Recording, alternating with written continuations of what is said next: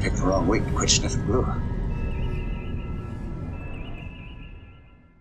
I've seen The Exorcist about 167 times, and it keeps getting funnier every single time I see it. Yes, this week's subject is the ghost with the most. He's back. Beetlejuice, Beetlejuice, Beetlejuice. Now, this was a bust that I picked up at Telford last year from the good folks at Creature Feature Studios. I kept their card. Very, very professional outfit at Telford, and had a lot of good offerings on the table to purchase. However, since my carry-on allowance was strictly rationed, I could only afford to bring back one kit or one subject, and so I picked something that was fairly compact that I could roll up, fit in my suitcase, and bring back easily. And yes, I did get stopped at customs. I did have to pull out Beetlejuice when they put it through the X-ray. You know, when you put your bag on the conveyor and they put it through the X-ray, it came up as just this big blob, and they were curious about it, so I had to pull it out and show that it was Beetlejuice. Very impressed. The TSA guys were very impressed by it, but it did slow my entrance back into the States down a little bit. But this is from, like I said, Creature Features. They have a website. I guess this is Creature Features UK at hotmail.co.uk. That's probably an email address. But yeah, on Facebook, they are Creature Feature Studios UK. But I thought the likeness on this was so good that it was, out of all the stuff that I could afford to bring back, this was the one I chose. Now, looking at it, and I'm seeing this looks like it may have been a resin cast from a 3D printed, maybe, because I'm seeing a resin line right through the cheek there that we might have to sand, even though it's one of those deals that if I sand it, I'm going to lose the skin texture. So I might have to see whether sanding it is going to be the best option or whether just painting it out is going to do. This I only have one issue to one bone to pick with this sculpt because it's so good. It is the choice of outfit. This is the closest I can come to is that it's this outfit right here, the black and white, what has become synonymous with Beetlejuice, the black and white striped suit. But however, he's not in that suit all that much. I would much preferred if they had done the red tuxedo from his wedding. The red tuxedo, which apparently, according to Keaton, was his favorite costume, because when it came time for the sequel, he wanted to make sure that he was that not only was he back in that costume, but he kept the same costume at Warner Brothers. It was still in their wardrobe department, and he was proud that he was still able to fit into it. I prefer either the red tuxedo or the like the Bahama shirt and over jacket that he uses in the first scene where the Maitlands call him up out of his grave, or they're digging him up out of the model, and he comes flying up out of the model and does the "It's Showtime" line. It was like a reddish shirt with little black details on it and like a grungy overcoat. And then, of course, he morphs into a duplicate of what Alec Baldwin was wearing, which is the flannel shirt and the khakis. But I mean, he has many changes throughout the course of the movie. But I was just thinking that if it was the red tuxedo or anything else, it would be much more opportunity to do something colorful rather than just more black and white, because his face makeup is black and white enough without having his clothes also be black and white. That's just it. I know that the black and white stripe is a motif for Tim Burton, and it's used a lot. And like I said, it's taken from the poster here, but it's see, this is the outfit I would much rather have used. The bow tie with the red tuxedo. But this is what we have. This is what we're going to do. And it's going to be interesting in a couple different respects, and that is in the painting of, I might just do the back of him. I might just do the back of that red, except like that. That'll give me my color back. That'll give me the color that I'm looking for. But it's going to be interesting in painting, not only because of the grunging that we're going to have to do, but trying to figure out the best way to paint hair. This is not going to be the not the way I would have done the hair, but we're going to see whether I'm not going to try to flock that. That would be tacky. But do something that gives you more of a wild hair look. Like I said, the sculpt on it's very good. It's just a question of getting to it. So we're going to get some base colors down on it first. And I'm going to do something different. I'm going to base his skin out in regular flesh tones and then paint the white over top of it like the makeup artist would have. I think we'll get a lot more honest color that way than if I went to go straight with white on that. Okay, you can see I'm starting to lay in the big colors, trying to define my stripes and shapes. Yes, I like I said, I'm starting with a flesh tone underneath. I just think it's going to make the white tones that much more realistic, I think. If you sort of like my philosophy of of weathering a spaceship is that you start with brand new and then you add your weathering on top. Well, you start with flesh tones and then you add your makeup on top. That's my philosophy. So now I'm going to do a ugly thing now that I wanted to further explain before I did it, and that is I'm going to be doing the green on the hair, the Joker wig, if you will.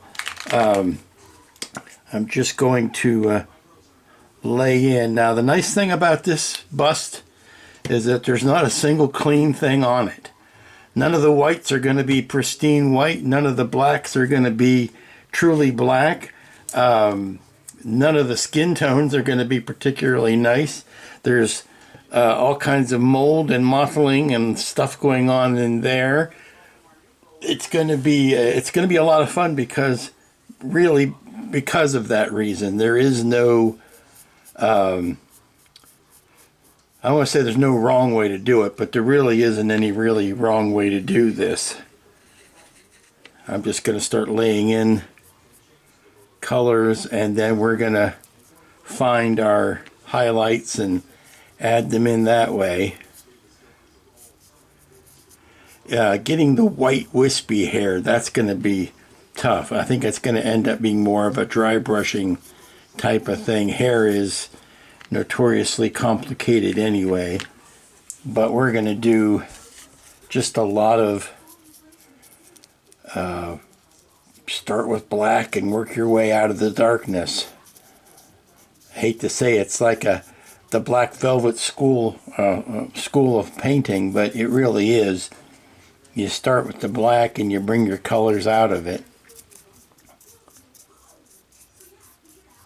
And once I get these main colors masked in, that'll be enough for today. We'll give this a chance to dry, and then we'll start going in with our dry brushing. I don't think there'll be, well, there will be opportunities for washes when we get into putting the grunge and the mold and everything on his face, but for right now everything is going to be a dry brushing solution for the problem. So I'm just going to make everything dark and then bring in the highlights. And you have to go back, you set your mind back to the time when Michael Keaton was working with Tim Burton, and you very much see the Michael Keaton eyebrows there. There was a time back when Michael Keaton was a stand-up comedian. Michael Keaton is a good Pittsburgh boy, by the way. Actual name was Mike Douglas.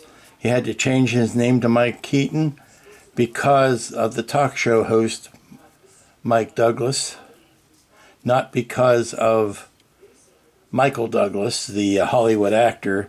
There was actually a Mike Douglas in Pennsylvania. I think he came out of Philly.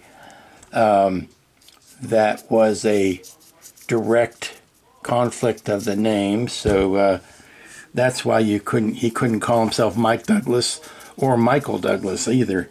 So he had changed his name to Michael Keaton for these. And I don't know. I heard a story, probably apocryphal, that he took Keaton as a name in honor of Buster Keaton, but I could be completely wrong about that. But he was a good Pittsburgh boy, and he worked for a while as a production assistant on Mr. Rogers' Neighborhood. You can still find some old behind-the-scenes shots of Mr. Rogers where you can see a very young Michael Douglas, or Michael Keaton, working as a PA. Now, but in this time of working with Burton, you can really see where he could have easily had gone either way. He could have played Batman, or he could have played the Joker. I would still like to see Michael Keaton's Joker. I think he would have made a spectacular Joker. I could understand wanting the meteor role, but and of course Nicholson at that time was actually the name that got the movie made, because Michael Keaton was a name, but he wasn't a big name back then, as much as Nicholson was. So getting Jack Nicholson above the title was probably what got the movie made. A lot of people scoffed at Michael Keaton's Batman. I happen to think he doesn't make the best Batman. I think he made the best Bruce Wayne out of all of them. I don't think he necessarily was the best Batman. Now, a lot of that had to do with that horrible rubber suit that wouldn't allow him to turn his head, and he had to turn his whole body from like the waist, just so he could look around. But I still think his subtleties in playing Bruce Wayne and playing him as a slightly absent-minded professor type, I thought was a genius stroke. He was the least he was playing him like the last person you would suspect is Batman, sort of like the way Christopher Reeve played Clark Kent. Masterful performance. Played him as the last person you would expect to be Superman. Keaton plays Bruce Wayne as certainly the last person you would expect to be Batman, until he turns to the camera and says, "I'm Batman." I'm just throwing in some green paint here, hope you don't mind. My internal dialogue going external, or internal monologue going external while I'm doing this. People ask me to show my work, and this is me showing my work. These are, let's see, this is Model Master Green, but the other paints so far have just been good old squeeze the tube Liquitex acrylics, and then we'll start getting into Vallejos and the traditional usual suspects after we get these base coats in and drying. So this is starting to look like the weirdest little Beethoven bust you've ever seen. I keep thinking of the Beethoven bust on Schroeder's piano. Just got this little bit of knot up here to finish. That's the difficulty when you're sculpting wispy hair like this. It always ends up looking kind of weird. When I did the Rotwang, the smaller character, I actually dremeled a lot of the hair off and replaced it with fiberfill. And I don't think I'll try that again. That had mixed results. I don't think I would try to use actual wispy hair here in this instance. We'll see how it goes with the sculpted hair.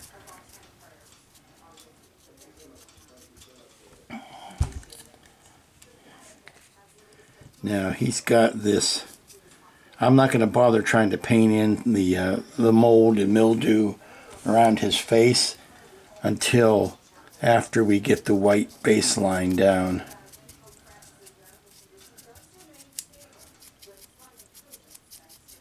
We're just going to sit like this for a bit, and I think I'm going to do the backing color and some, you know, I probably could do this down here in the green as well, just around the skull. This bottom part I might do as a metallic color or something, but this can kind of look like the green of the model, of the green of the town model. I don't know if I'm going to do these skulls in a realistic color or if I'm going to do them in like a day glow pink and green skull like Tim Burton was prone to use, particularly in Mars Attacks, where he would introduce a lot of fluorescent colors. I'm trying to think of something that I can do that will make up for all of the black and white that this thing's going to be covered with. If I can add a little spot of color down at the bottom to balance that out, but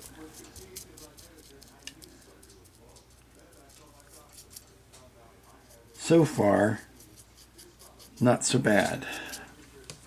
There you go.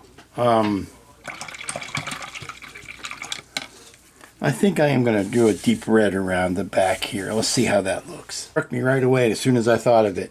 As soon as I thought of something else, I thought of this. That maybe red isn't the best goal there, but I bet you purple is. Purple is another one of the colors that Burton used a lot. Just trying to mix up. I got some red and some blue here. I'm just mixing up some purple.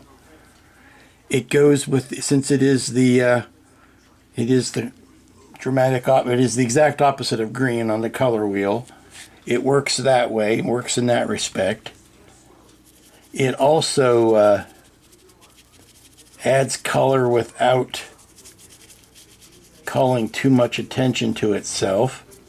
It also works with the eye makeup that we're going to be using for Mr. Juice. This is something that I did not care for in the sequel. Liked the sequel a lot. I thought it handled the story and the growth of the characters very well. But what I didn't like was the raccoon eyes. They almost looked like panda eyes that they gave his makeup. I thought they were too delineated. They were too sharp. The panda eye makeup here was, like I said, it was too sharp in the sequel. I'll be doing something, equally dark, but around the edges, I am going to make it a little bit more gradual, a bit more feathered. See, now we're getting to the point where I got nothing to grab that isn't wet paint. So I need to turn around. Actually, I think what I need to do is put this on a turntable. Might make it easier to work with. These colors, like I said, I'm just massing them in. I'm not being overly fussy about it. I will go back in and define the edges. There's nothing here that can't be painted over.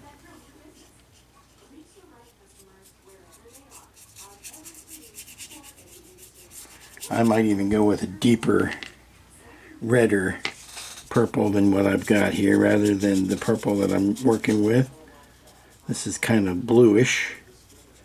Funny, it doesn't look bluish, but it is. And I think I might put more crimson into it. This thing is solid. It is heavy. It is one chunk of resin.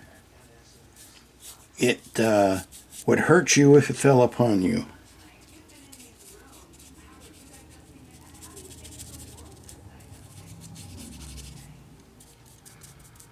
And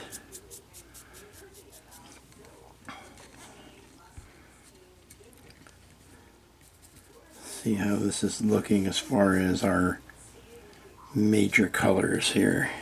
Now his face will be white, obviously. Whiter. But having this dark base painted in calls out the white in his suit a little better.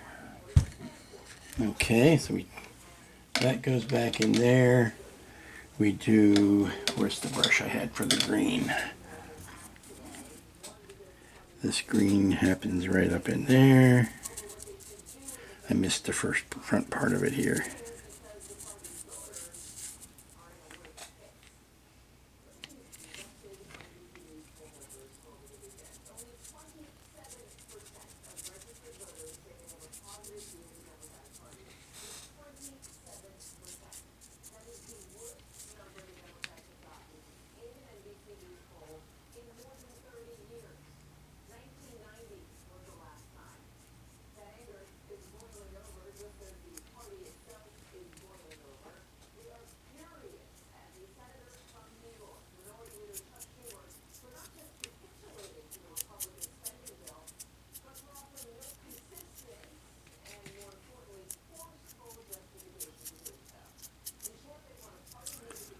Okay.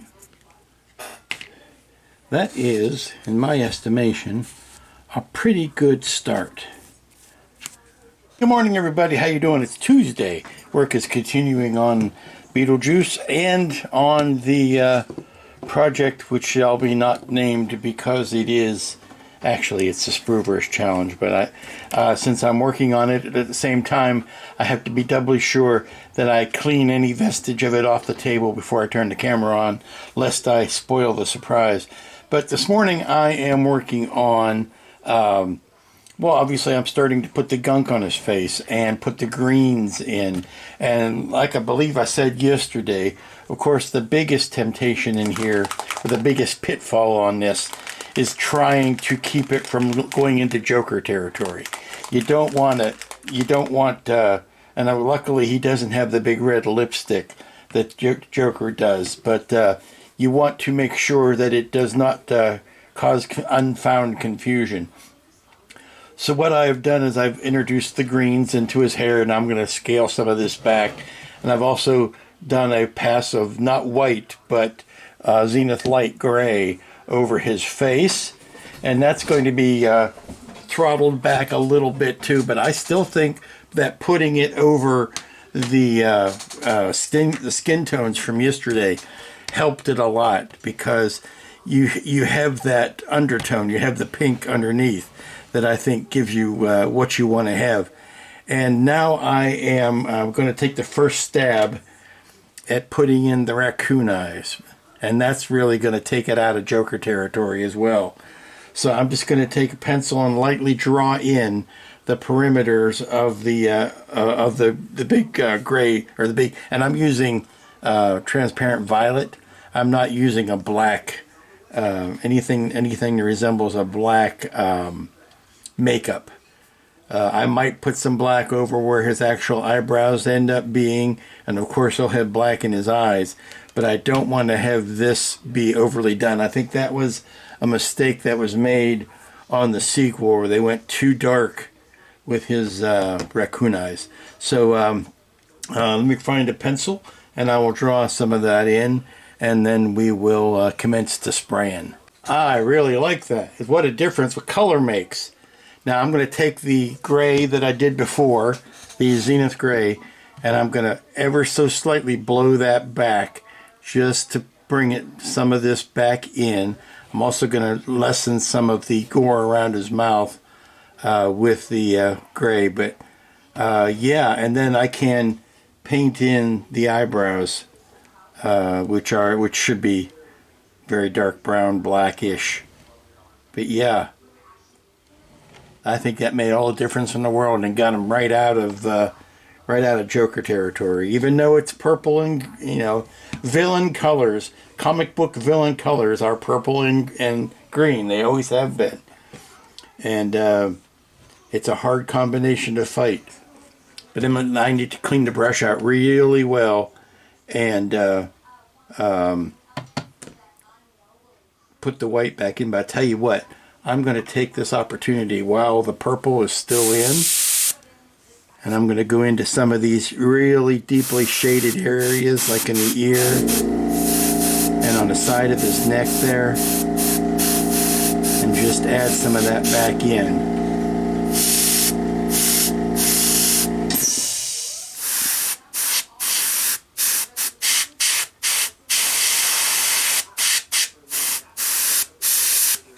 Yeah, I like that a lot. Okay, let's clean the brush out.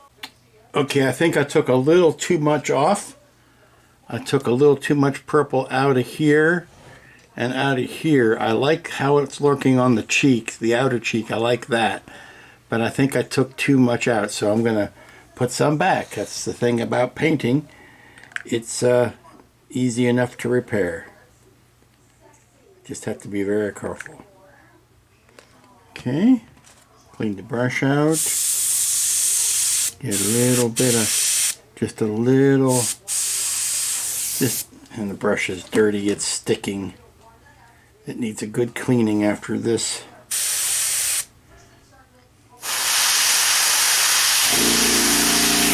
There we go. See, it's a little bit more right back in here on the bridge of his nose.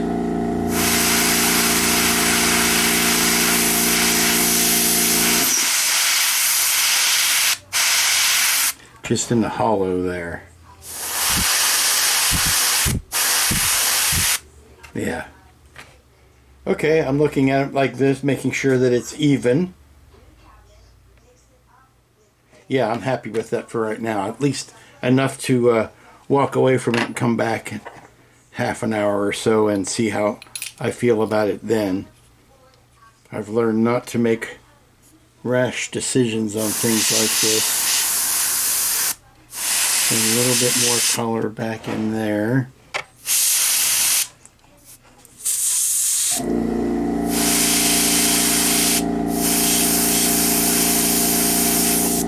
And since purple is a perfect complement to green, I can use it for my shading. What's left in the brush here, I can use it for my shading on the hair. And then come back and dry brush in the white into his hair. And then I'll be dabbing and dibbing for the sores. But yeah, painting his teeth helped too. Okay, time to walk away from it for a bit. Okay, well, the ghost with the most is looking pretty good, but it's getting into that territory that I was afraid of, in which we have too much white going on. I need to dirty him up a bit. Now, one thing I noticed that was missing, obviously, is his 5 o'clock shadow. He's got a bit of a stubble, which is going to break up some of this white that's going on here. That's entirely too much. And I want to dirty up, excuse me, I want to dirty, excuse me. I want to dirty up his shirt a bit so that adds some color and gives me some break between all of the white on his face and the white that's on his coat. And I'm also thinking that I need to do something more with his hair. Maybe a wash of some brownish black in the hair that will give me some more contrast into there. Obviously, where I've oversprayed the white onto the black here, I need to repaint that, and that will crisp it back up. And I hate the fact that his tie is black as well, but that's just, you know, the nature of the black and white shirt, or the black and white stripes. Now, the shirt I want to make dirtier in the sweat and stain area, which means browns and yellows and grunge in there. I don't want to, you know, try to make it a I want to make it an off-white shirt. I don't want to make it look like the shirt itself is a different color, but I do want to add some staining and some ugliness to it. I will say that I really am enjoying the burgundy that's going on back here, though. This is kind of clumsy. I'm not wild about it. But yeah, parts of it I really like. Parts of it I'm seeing where more work needs to be done. The scabs and the pocking I want to play with a little bit more because they got some overspray on them.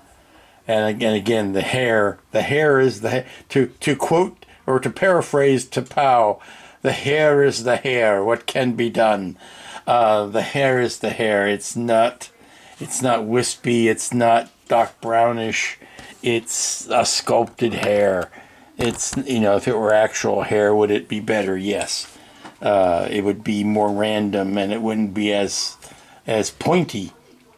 But that's what we're working with. So I'm going to throw some more brown staining into the shirt there. Try to work some of that down, and we're going to let the violet really dry. I might even put a flat coat over that before I go into trying to paint the eyes, because getting the white of the eye there is going to be important. Okay, I yellowed up his shirt a little bit with some yellow ochre. Actually, no, I think it was the sepia wash. And then I carried some brown up into his hair, and that's giving me all kinds of colors that I like. Now, I think before I'm done, every single paint color that I own will have been added to this hair at some point or another. I do want to do another green pass, but what I'm trying to do is let the brown settle into the creases, and then I'll do a dry brush over top of it. But I think that I'm really enjoying that a lot more than everything being so white. Just throwing some color, and I threw some of the brown into his, I don't know if you want to call them barnacles, you want to call them sores, you want to call them, I don't know, leprosy, mold. It could be any amount of whatever you want to call it, barnacles, but just a little bit into his into the sores. Now this is still very smooth and very white, and I think I do want to run a wash over top of that to go into his eyebrow crease, the skin up in there. But I think what I want to do is to hit this with a clear coat before I do any of that, so that I can kind of lock in what I've got, and anything I do on top of that I should be able to undo if necessary. But the big thing I think is going to be adding the 5 o'clock shadow and the stubble around his mouth. That'll add a lot of that, and I want to put some more of the dark, sweaty staining in around his neck through between that and the collar. Maybe hit the top of this with a white just to bring some of the highlight back out, just on the highest spots. And then we can work on the tie a bit. But I like that he's not as mono white as he used to be. Okay, I just noticed something interesting happening here. I took the Beetlejuice out to put a flat coat on, and when I brought him back in, I noticed that in particular lighting, I could see underneath the flesh tone paint is coming back through. Right in here and right in there, the white is actually weakened a little bit, and I really like that. It's bringing out the hollows of his cheeks and the lines in there. I don't know how it's very subtle. I don't know how well the camera's picking it up, but it's doing neat things to the white paint that was used on top. Morning, everybody. It's Wednesday, and what a difference a day makes. It's Dirty Wednesday, as I'm calling it, because I did this morning, I dirtied them down. First thing I did is I put more reddish, the opposite. I put more yellowish and greenish in the hair, just to play that up a little bit more. I know it's maybe accentuated, I know maybe it's exaggerated a little bit, and I think I'm going to do some dry brushing over top of that to maybe knock some of that down. But the big news today is that I put in his 5 o'clock shadow and stubble and dirtied up his neck. And I also put a wash over his jacket. I'm going to highlight, I'll do a dry brushing over the white here just to bring some of that back out. But he shouldn't be, there's nothing on here that should be absolutely white, clean, and pure. Even his forehead is the last bit. I want to put some sweat and some dirt, for lack of a better term, on his forehead. But I'm waiting for this to dry because I just put a gray wash over the jacket. Also, in the big news department, I whited in his eyes. Actually, I red it in his eyes. I first started with doing the red bits in the corners and around the eyeball itself. The makeup, Keaton's makeup did not go all the way into his eyes. He did not wear contact lenses, which I have to applaud. There's no specialized eye color other than the raccoon makeup around it. So what's going to happen is I think I'm going to, because I only want to do these eyes once, is I want to lock everything down and put a clear coat over it again maybe before I go into painting those eyeballs in. I need to put some more detail into his teeth, make them a little bit more green and gnarly, but I'm happy with the amount of sweat and gunge on his neck and on his 5 o'clock shadow area, and maybe it's 500-year shadow, I don't know. And I think it's coming down. I want to do this carefully. I don't want to do this, overdo it, and then have to come back and try to wipe any of it out, because I think the cumulative effect is working for me, and I just need to walk away, come back, and add another step, and then walk away and come back, that sort of thing. If I sit there and concentrate and work on it too hard, I think it's going to, I run the risk of overplaying my hand. I also noticed in some of the, I need to go back and actually watch the scenes that this takes place in, but looking at some behind-the-scene photos and some publicity stills, again, from the first movie, not from the sequel, I noticed that you could barely see his ears. There's just a little bit of flesh color there. It's mostly the I gotta find a better word for it. The barnacles. It's the scabs and the sores and the barnacles. It's mostly that greenish brown color. Very little of the what you would call a natural or an unnatural flesh tone is left to be seen. I just need to put a little bit more wash in that ear there. Yeah, I was seeing too much of it. So just having fun with some dibs and dabs here, browns and greens and yellows over his scabs and sores. Finding a good stippling brush that will give you the good tone is important, because it kind of feathers out into freckles and dots. It's not a hard line makeup stop. It amazes me. Well, I know that his character is only in the movie for about 12 minutes, I think is the stated time. 12 minutes of the hour and a half. Do you actually see his character? He's talked a lot more. He's talked about a lot more than he's actually seen. So I don't know how many days he actually spent in the makeup to do that limited number of scenes. And the reason I bring that up is how many times the makeup artist might had to duplicate his look, which could, it could be the reason why, sometimes it doesn't look all that consistent. Sometimes it looks like his eyes are really blacked out, and sometimes it doesn't. And of course, he has different looks during the film.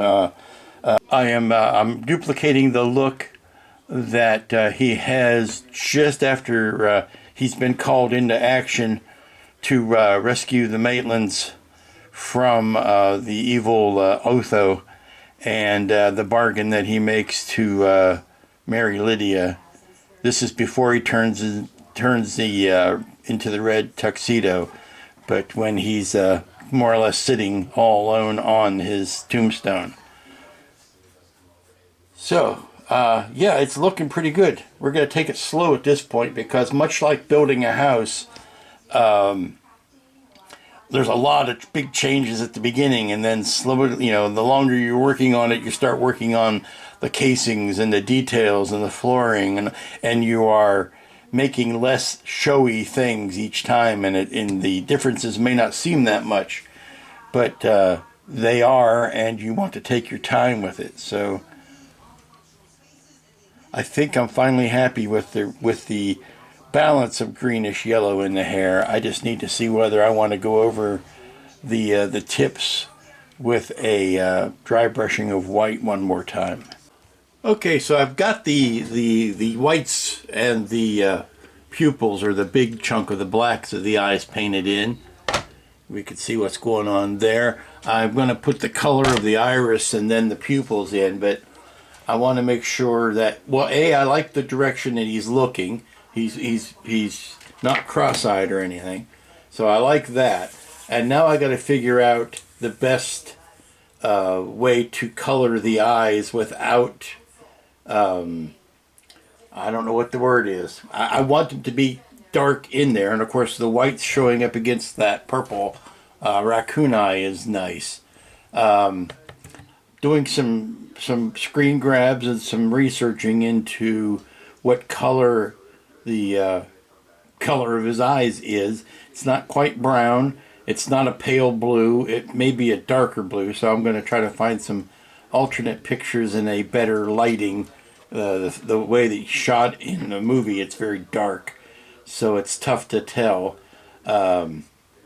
So that's what I'm working on now, and I'm going to take my time and make sure that, like I say, I only have to do that once. The rest of him is looking pretty good now, I must say. I do like, I may have already said this, I do like the way that this has been dulled down.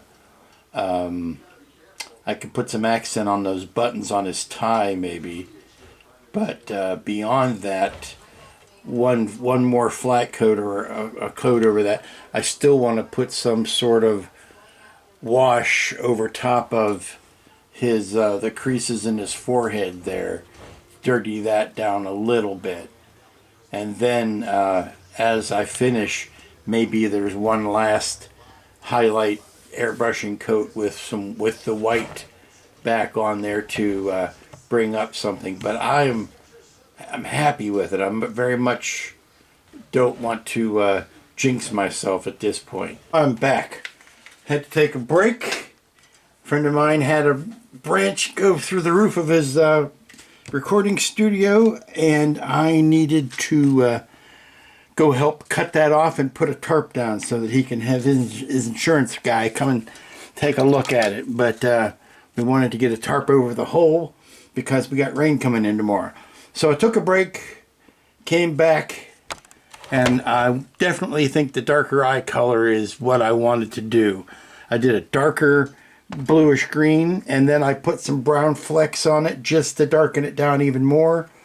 Repainted the pupils, and maybe having a shaky hand from being exhausted and crawling around on a roof for a half hour did the trick. So I'm going to let that dry, and then put the gloss over it. I don't think I'm going to need to paint a highlight in it because these eyes are so big. They will if I do the gloss on them right, they will naturally catch the highlight. So that'll be the that'll be it for the eyes. I may put a little bit of a lighter color, just a fleck or two. I've been listening to Augie, and he makes sense. just a fleck or two. Trying to paint in each little detail is what's killing me. If I just give the indication of a detail, that is sufficient, I think.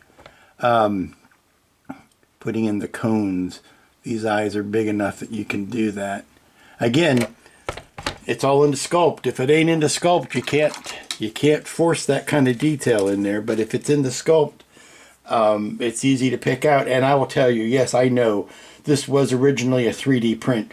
This was a 3D print that was then thrown into some silicone or into some rubber molds and then molded and cast in resin. And the way I know that is because it is such a faithful reproduction that I can see right there is a thumbprint of the printing head. You know, where you can see the layers. There's one right there. There's one on his chest here that I can still see. So you thought you could out-clever me, but you could not. I can tell this is an original 3D print. Just putting in some detail back into his tie. And then we're going to spend some time on these skulls. And I've got this bottom part here. I think that's going to be brown. But we're getting darn close to the end here. What do you think? What do you think? You think I'm scary? Well, hello and good morning, everybody. It's Thursday. It's the gateway to the weekend, and we are on the gateway of being finished with Beetlejuice here. Just a couple of tiny things left to do.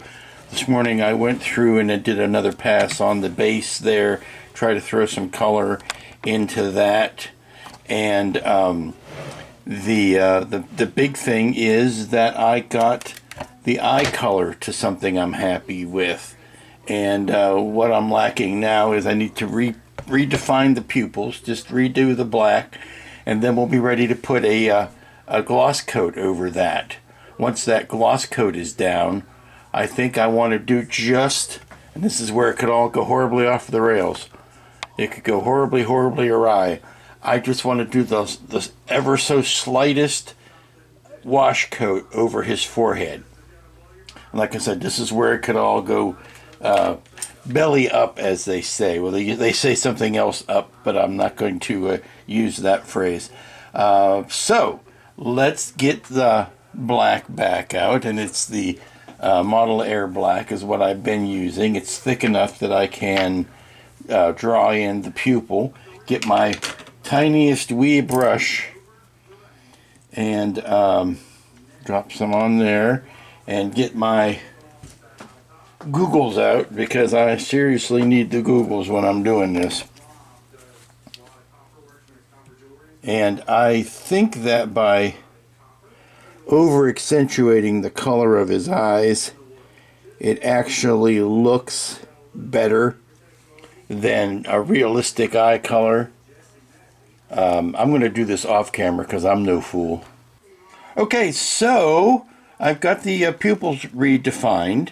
Looking very happy with those. And I'm going to let this dry for a good long while, because I'm getting ready to put the gloss varnish over the top of it, and I don't want it to smear as I am putting it on. I got a nice clean brush to apply it, and we're going to put the gloss over his eyes and over his teeth and the bottom lip there, and I think I will be ready for that final wash coat over his forehead. Alrighty, I have glossed the eyes, and I am letting that dry. You can look down on it if you'd like, but I've got the glossiness on there. I just don't want it to, because I've put a quantity of it on there, I don't want it to run down his cheeks or anything, so I'll let it dry in this position. You can see his lips and teeth have been also glossed. And then we'll be ready for the last bit of dirtying on his face. That's the puckery part. Okay, puckered up. I put a wash on it, and what it is a mixture of gray wash, this right here, this light gray wash, and a drop or two of the sienna wash. So that gives it a warmer cast to it. And just going all over. What it does is it takes the stark white. This was the only area of the face where I hadn't done anything to the white. The white was still on there and more or less unadulterated, and it kind of looked fake next to everything else. Now I understand that it's makeup, and I understand that it is fake, but you still want it to look natural. So and I use a clean brush, very clean, very wide brush. And yeah, just that last bit of dirt on the face, and particularly in the furrows of his brow, really ages him down and makes him look more appropriate. Now I'm just going to brush this into, actually I want to take some more of this black, or this gray wash, and brush it into the hairline here. Give me some tinting. The hair is probably my least favorite part of this because of what it is. It's sculpted hair as opposed to it being actual hair, you know, or wispy. It's very tough to, if it was a tight cropped hairdo, it's a lot easier to express that as a sculpture. But when it's meant to be wild, dark brown, Einstein, Rotwang hair, then it's hard to express that as sculpture. And it's interesting, I'm kind of on the other end of that spectrum, because I remember back when I was working on the small Rotwang figure, that one of the things I said I didn't want to do was to make him look too Beetlejuicy. And here I am on the other side of that, trying to thread that needle from the other direction, so to speak.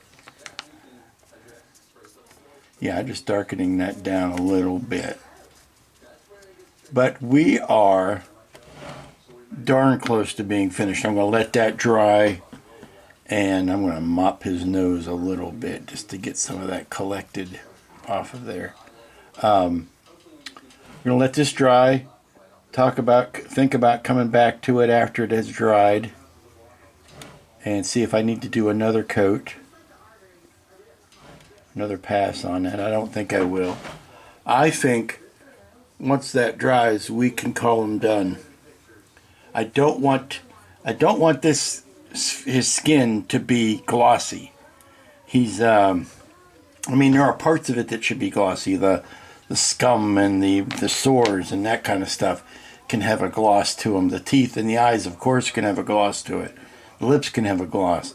But I don't want, I mean, look at your skin. Just hold your hand up. It's a flat finish. I mean, it's not a dull flat finish, but it's not a gloss. It's not even a satin. So we're going to let that sit. I have already put the black felt on the bottom of them. We're going to do some last looks at this, and then if we're happy with it, we're going to call them done. Okay, now I've stopped the exposure down a little bit because I think it was when I have the lights on and everything, the camera was blowing out too much of the contrast, or the whites were blooming too much. But I wanted you to see that in a lower light situation. This is the finished Beetlejuice bust. Now, if I had a gripe, and you know I've got a gripe, it's a small one, it's a picky one, it's that the hair is too perfect. I would have liked a little bit more wild hair. I think these lines in here are too straight. They could have been wavier, wigglier, that type of stuff. Now, outside of shaving him, just chipping all of that off and putting actual hair on it, I should just shut up and paint the thing. But that's if I were to make it that much, the nth degree more, it would be to get rid of this sculpted hair and replace it with actual hair. But I'm not that talented, so I'm going to leave well enough alone. I did a search, Google search this morning because I was looking to find a still frame from the store that I got, the shop I got this from. Could not find one, but I did find a wide variety of Beetlejuice busts, and one guy actually did the wasn't this bust to start with, but was another bust that he put wild hair on. You can find it a Beetlejuice bust with the different costumes, the tuxedo or the tour guide. I think call it a tour guide look from the first time we see him on the tombstone, where it's that red shirt and he's a little bit more bare chested and he's got the frumpy overcoat. Now, I saw a lot of other busts. I didn't like them as much as this one because those other ones kind of veered into caricature. This one I think is the most realistic. I mean, barring the hair, if you went like that, that's the most realistic Michael Keaton as Beetlejuice bust I think you'll find out there. But other ones look more like the cartoon figure, or they look more caricature-ish. And that wasn't the mission statement here. So there you go. Again, I'm trying to shine up the light in his eyes, and maybe you can see that. Oh, and that brings us to another thing. His teeth. As you saw on the opening splash screen, Beetlejuice has a full set of teeth. They're green, they're gross, they're, plaque infested and grubby, but they are a full set of teeth. That was probably the biggest gripe I had about the sequel that came out last year, was that they gave him this really big gnarly front tooth, and it's like, Beetlejuice didn't have, jacked up teeth. His teeth were normal. They were just heavily plaqued and scummy. So that was something. Plus that, and they really went overly harsh on the raccoon makeup on the remake. I think the makeup lacked some of the subtlety that the original feature had. So that's my soapbox, and I'll hop off of it now. And that's going to bring it to an end on the Beetlejuice bust. Had a lot of fun with this. I liked the amount of time this took to do because I am also working on the Sprueverse challenge in the background. And I was able to pick this up and move it to the table and move it off when I'm working on the other thing. I also like that it's nice and compact and will take up very little shelf space. That is a premium these days. But yeah, I really enjoyed it. Now, like I said, as soon as I find it, sorry, I'm back. I've got this from Creature Feature Studios. I picked this up off their table at Telford, at the Telford show last year. So until next week, you all be good, be safe, be smart, be good to each other, be kind to yourself. Don't be so hard on yourself. Life is too short. And we'll see you here next time when I don't know exactly what we'll be building.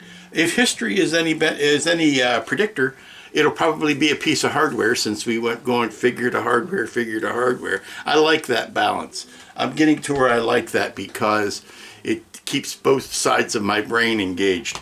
And I get better at both of them, because the more you do something, the more you do anything, the better you're going to get at it. So don't be afraid to try. You got to make 12 mistakes before you get your first success. And those 12 mistakes are as valuable as anything else. So until next week, be good to each other, and we'll be right back here.